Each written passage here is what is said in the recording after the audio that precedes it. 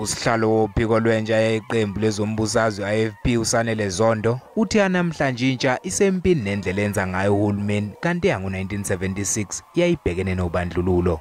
The difference between 1976 and 2023 is that that campaign was against the apartheid government.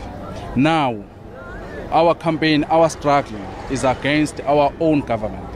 Ngokusho kwentsha IFP yize ziningi inselele ebhekene nazo intsha namhlanje kodwa kubalekile ukulibungaza lolu suku.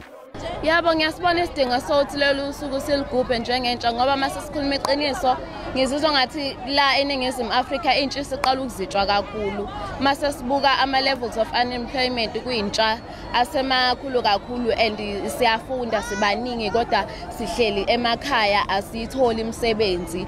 Lentsha yeIFP kwaZulu Natal ehlangane mngungundlovu ithe namhlanje intsha isacindezelekile. Ku NSFAS kuneyinkinga eziningi. I-academic calendar they knew very well ukuthi iqala ngoFebruary batho NSFAS bazongena ngoMarch. Lokho kwenza ukuthi ingane yomuntu onsundu still isacindezelekile. uThabiso Mbatha oyintsha kuleli qembu uphethe ngokuthi umehluko kulentsha namhlanje ukuthi yona ayiwalwela amalungelayo njengeyango 1976. Silindo kuhle ngidi indaba enze SABC.